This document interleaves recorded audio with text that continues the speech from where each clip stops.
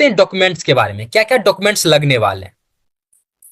ठीक है, क्या क्या डॉक्यूमेंट्स आपको लगने वाले हैं बीसीसी के रिगार्डिंग। किसके रिगार्डिंग? बीसीईसी 2025 के रिगार्डिंग, सिर्फ 2025 के रिगार्डिंग। ठीक है, चलो इसमें देखो, सबसे पहले फॉर्म फिलअप करने के दौरान ना, सबसे मेन मैं यहां पे बात करूं, आपके लगने वाले हैं mobile number. Active mobile number देना, इन्हें कि बंद हो जाने वाला नहीं। मोबाइल नंबर देना, इस पे क्या जाएगा? ओटीपी जाएगा बुआ, ओटीपी जाएगा। ठीक है, हर हमेशा जाएगा, फिर से लॉगिन करोगे फिर से जाएगा ओटीपी। तो इसके लिए आपको वैलिड मोबाइल नंबर डालना है जो आपके पास हमेशा रहे और एक्टिव रहे। उसके बाद ईमेल आईडी, ईमेल आईडी भी आपको वही डालना है जो एक्टिव रहे, इस पे भी आपको ओटीपी जाएंगे। ठीक है, फॉर्म फिलअप करने के दौरान मैं हर चीजें बात कर रहा हूं। ठीक है, ईमेल आईडी चाहिए। उसके अलावा उसके बाद आपको 10th और 12th के मार्कशीट बोल लो, डिटेल्स, मैं डिटेल्स बोल रहा हूं। ठीक है, जिसमें आपको मार्कशीट आ गए, डॉक्यूमेंट्स, मार्कशीट आ गए, एडमिट कार्ड आ गए, हर चीजें की बात कर ले। ठीक है, तो यानी 10th और 12th के आपके डिटेल्स लग जाएंगे।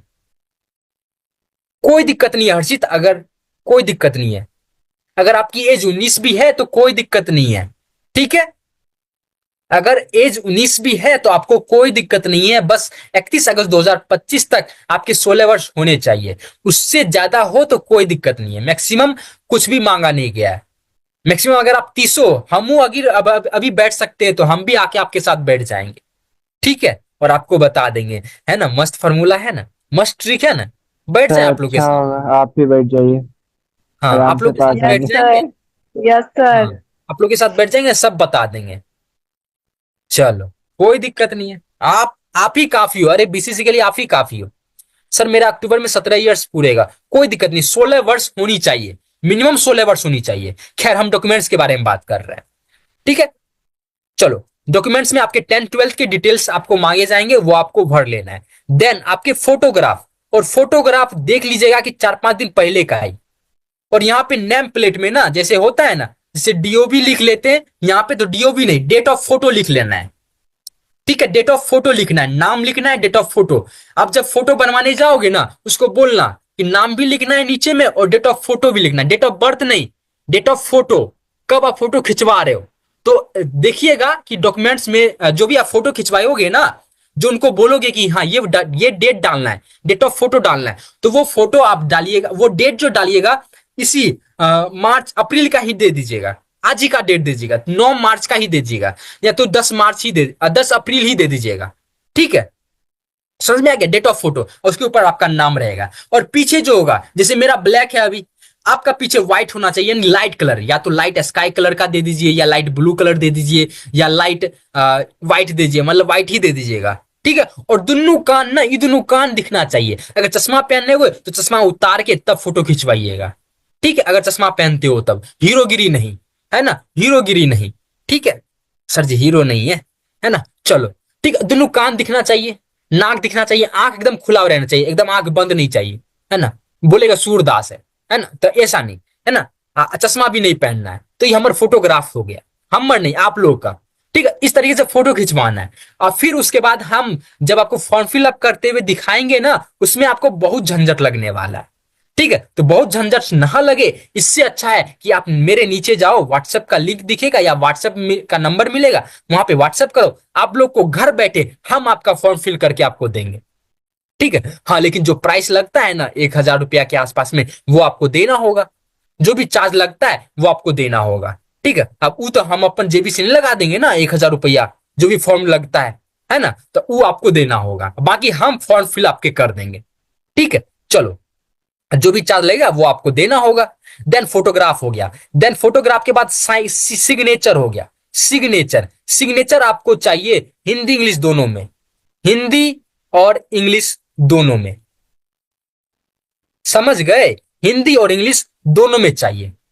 हिंदी में भी चाहिए, इंग्लिश में भी चाहिए। और कौन से पेन से होना चाहिए, तो ब्लैक पेन से लिखिएगा। ब्लू पेन भी है तो कोई दिक्कत नहीं, अच्छे से उगा हुआ रहना चाहिए, लेकिन अच्छे से उगा हुआ रहना चाहिए। और नीचे जो होगा ना, रूलर कॉपी मत देना, जो होता है ना लाइन वाला, सफेद पेज लेना, जो पूरा एकदम प्लेन हो, व्हाइट। ठीक है, वो लेना। ठीक है, चलो, ये सारी चीजें हो गई। अगर आप मेरे से बनवाना चाहते हो, अगर मेरे से आप फॉर्म फिलअप करवाना चाहते हो, तो कम से कम ये सारा डिटेल जो है, ये जो सारा डिटेल हम आपको दिए हैं, ये सारा डिटेल आपको व्हाट्सएप पे सेंड करना है। जो भी कॉस्ट लगेगा वो आपको देना होगा, हम कॉस्ट अपने जेब से नहीं देंगे। ठीक है, चलो यहां तक बातें हो गई क्लियर। अब आपके ना आगे जाके आपको लगने वाले हैं, हाँ, ये 10th और 12th का डिटेल्स इसलिए क्योंकि मार्क्स फिलअप करना होता है, तो मार्कशीट कंपलसरी है। ठीक है, उसके बाद डेट ऑफ बर्थ तो आपके लगेंगे ही। ठीक है, और एड्रेस, एड्रेस आपके लगने वाले हैं, एड्रेस में आपका पिन कोड भी आ गया। मेनली ये सारे डॉक्यूमेंट्स आपके लगने वाले हैं जो कि फॉर्म फिलअप के लिए काम आने वाले हैं। किसके लिए? तो फॉर्म फिलअप के लिए, जो अभी जरूरी है फॉर्म फिलअप के लिए, फॉर्म फिलअप के लिए ये आपका जरूरी है। ठीक है, ये आपका जरूरी है किसके लिए? तो फॉर्म फिलअप के लिए। बोलोगे भैया यहां तक कोई दिक्कत नहीं, तो कोई दिक्कत नहीं, नहीं तो कोई दिक्कत नहीं, चैट में सब ऐसा करके थंब वाला सिग्नेचर दे दो अगर सब क्लियर हो गया तो। मैं अब बात करता हूं कि सर एग्जाम के बाद, जब आप एग्जाम दे दोगे, सिलेक्शन हो जाएगा, उसके बाद क्या, उसके बाद सर क्या क्या डॉक्यूमेंट्स लगने वाले हैं, उसके बारे में भी मैं अभी जस्ट बात कर लेता हूं।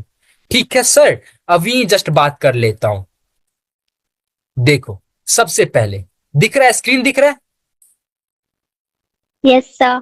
Yes sir. Yes sir. Okay चलो, यहां पे देखो, सबसे पहले आपको जब मैं आपको बता दिया, हाँ सबने दे दिया, बहुत बढ़िया बहुत बढ़िया, सबने ये दे दिया, बहुत बढ़िया, थैंक यू सो मच। चलो अब यहां पे मैं बात करता हूं क्या क्या आपके डॉक्यूमेंट्स लगने वाले हैं जब आपकी सिलेक्शन हो जाएगी तब। तो अभी से ही आपको बना के रख लेना है। फॉर्म भरते ही अगर विश्वास है, अगर आपके अंदर विश्वास है कि इस बार निकल जाएगा, तो सब फॉर्म जरूर बनवा लीजिएगा। क्योंकि जब फॉर्म रिलीज होती है, जब मतलब रिजल्ट रिलीज होती है ना, जब कॉलेज का सिलेक्शन होता है ना, सिर्फ 2 दिन का मौका मिलता है। तो 2 दिन में बहुत पछतावा होता है कि हाय रे दैया, हम तो डॉक्यूमेंट से ना बनवाए हैं। ले अब की होगा, अब तो आपका सिलेक्शन खत्म हो जाएगा। तो क्या क्या आपको बनवाना है वो हर चीजें मैं यहीं पे आपके सामने अभी ही बात कर लेता हूं, ताकि आपको आगे जाके कोई दिक्कत ना देखने को मिले। तो मार्कशीट सबका फोटो कॉपी करवा लेना है, marksheet and admit card of ISC यानी 12th का। ठीक है, 12th का और 10th का भी आपको रख लेना है। कहां पे मिलेगा? तो प्रिंसिपल के, अगर नहीं लिए होगे, जैसे अभी आपका रिजल्ट वगैरह नहीं आया होगा, मार्कशीट वगैरह नहीं आया होगा, प्रोविजनल सर्टिफिकेट नहीं आया होगा, तो जब तक आपका रिलीज होगा ना रिजल्ट वगैरह, तब तक ये आ जाएगा। ठीक है, तब तक ये आ जाएगा, तो आप वहां से ले लीजिएगा कॉलेज से जाके। फिर मैट्रिक का उसी तरीके से सर्टिफिकेट, एडमिट कार्ड, ये सब आपके पास होंगे, तो ये आपको वहां से मिल गया होगा। अभी तक आपको नहीं लिए हो तो आप वहां जाके, ऑफिस जाके, अपने जो कॉलेज के ऑफिस होंगे वहां पे जाके आप संपर्क कर सकते हो। देन आपको कास्ट सर्टिफिकेट बनवा लेना है। कास्ट सर्टिफिकेट कहां से? या तो जो रेवेन्यू ऑफिसर होते हैं वहां से, जो अंचलाधिकारी होते हैं या राजस्व अधिकारी होते हैं वहां से। मेनली बात करें तो ब्लॉक से, आपके जो भी ब्लॉक होंगे वहां पे जाके आप इसको बना सकते हो। देन वही इनकम और एसेट सर्टिफिकेट बात, कौन सा क्या? सर बोले सर्टिफिकेट? कोई भी जो नॉर्मल रीजनल वाला है ना, ये बिहार में ही रहने वाला है, तो रीजनल वाला, एनओसी वाला, एनसीएल वाला नहीं चाहिए। एनसीएल हो जाता है नॉन क्रीमी लेयर, तो आपको क्रीमी लेयर वाला चाहिए, यानी रीजनल वाला चाहिए। जाइएगा ना ब्लॉक में तो सीधा बोलिएगा कि सर जी कास्ट सर्टिफिकेट, मतलब उनको बोलिएगा कि भैया अंकल कास्ट सर्टिफिकेट बनवाना है, तो वो कास्ट सर्टिफिकेट बनवा के दे देंगे। ठीक है, फिर इनकम और एसेट सर्टिफिकेट यानी आय प्रमाण पत्र कहते हैं इसको, इसको जाति कहते हैं। ठीक है, जाति प्रमाण पत्र, और इसको आय कहते हैं। आय प्रमाण पत्र ना आपको भी सेम तरीके से या तो डीएम के थ्रू बनना चाहिए, या तो एसडीएम के थ्रू, या तो सीओ के थ्रू, या रेवेन्यू ऑफिसर के थ्रू, यानी ये भी आपको ब्लॉक से बन जाएंगे। ब्लॉक में जाइएगा, सेम डेट आप अप्लाई करके बना सकते हैं सर्टिफिकेट, कास्ट सर्टिफिकेट। और ये कैरेक्टर सर्टिफिकेट ना आपको ऑफिस से मिलेगा। किसके? तो जो आपके 12th के होंगे ना, 12th है ना, 12th में, 12th जहां का जो आपका कॉलेज होगा, 12th जो कॉलेज होंगे उनके जो भी हेड होंगे, जो प्रिंसिपल होंगे, वहां पे जानना है आपको। कैरेक्टर सर्टिफिकेट आप वहां से ले सकते हो। और ये कब लीजिएगा पता है? जब आपका 12th का जब भी मार्कशीट वगैरह आ जाएगा ना, उस दिन लेने जाओगे ना, सेम दिन आप कैरेक्टर सर्टिफिकेट ले सकते हो। ठीक है, चलो अब उसके बाद इनकम सर्टिफिकेट आपको बता दिया, आय प्रमाण पत्र। देन एप्लीकेशन फॉर्म, यानी जो एप्लीकेशन फॉर्म अभी आप फिल करोगे ना बीसीसी का, उसमें फिर लास्ट में जब फाइनल सबमिट कर लोगे ना, तो आपको 3-4 पेज का ना, 3-4 पेज का आपको एप्लीकेशन फॉर्म निकलेगा। तो वो सारे को आपको प्रिंट करवा लेना है, 2-2 प्रति में, 2 पीस में, है ना, 2 पीस में आपको प्रिंट करवा लेना है। फिर फोटोग्राफ आपको ले लेना है, अप्रोक्स 8 से 10 फोटोग्राफ ले लेना। है ना। और सेम चीज ही, सेम जो भी फोटोग्राफ आप फॉर्म फिलअप में लगा रहे हो, सेम फोटोग्राफ आपको 8-10 बनवा लेना है। ये नहीं कि अभी पैसा बचाने के लिए सिर्फ 2 ही फोटो खिंचवाएंगे जो फॉर्म फिलअप में कर देंगे बस खत्म। नहीं, 8 से 10 इसको बनवा लेना है, सेम डेट ऑफ फोटो के साथ। ठीक है, सेम सेम कलर का कपड़ा, सेम कलर का थी, जैसे जैसे हम बताएं जो आपके डॉक्यूमेंट्स वाले में। ठीक है, चलो देन ये हो गया। देन आपका निवास प्रमाण पत्र भी चाहिए। निवास प्रमाण पत्र ये सेम आपके ब्लॉक से भी बन जाएंगे। तो जिस दिन आप ब्लॉक जाओगे उस दिन आप क्या क्या बनवा लोगे, कास्ट बनवा लोगे, इनकम बनवा लोगे, देन आप बनवा लोगे रेसिडेंस सर्टिफिकेट, रेसिडेंट सर्टिफिकेट। ठीक है, यानी जाति, हिंदी में बोले तो जाति, आय और निवास प्रमाण पत्र।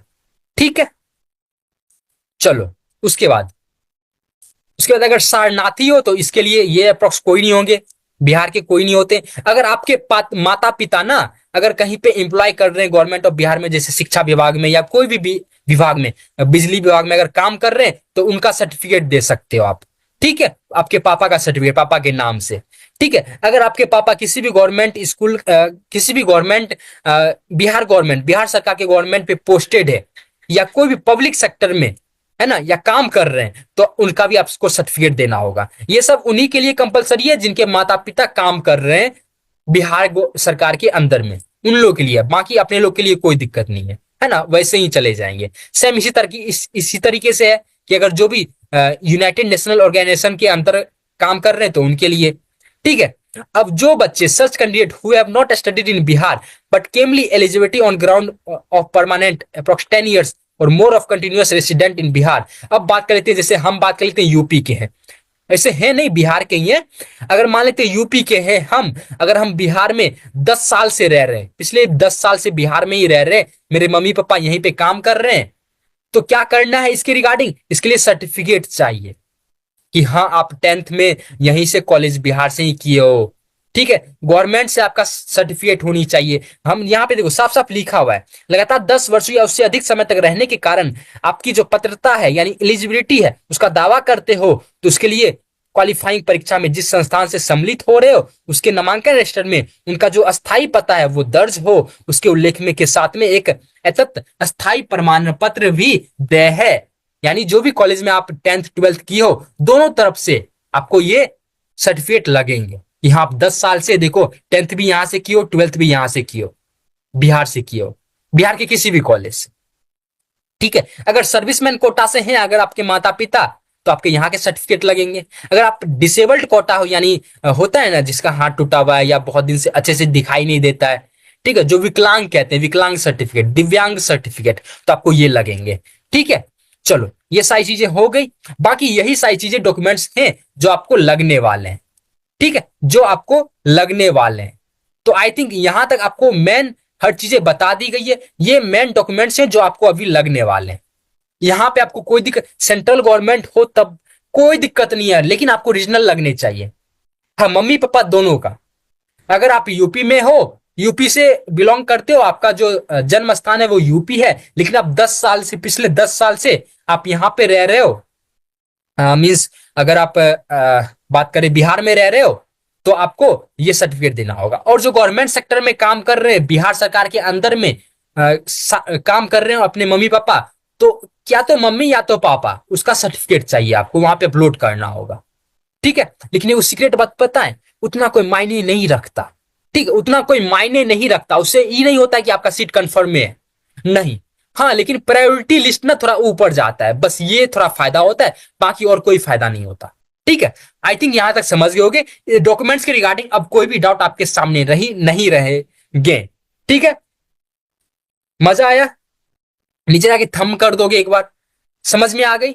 उसके बाद इसके जस्ट वीडियो के बाद ही आपको मिल जाएगी, यूट्यूब पे ही मिल जाएगी आपको फॉर्म फिलअप का स्टेप बाय स्टेप, शुरू से लेके अंत तक, कैसे रजिस्ट्रेशन करना है, कैसे आपको फाइनल सबमिट करना है, कैसे पेमेंट करना है, हर चीजें आपको वहां पे अपलोड मिल जाएगी।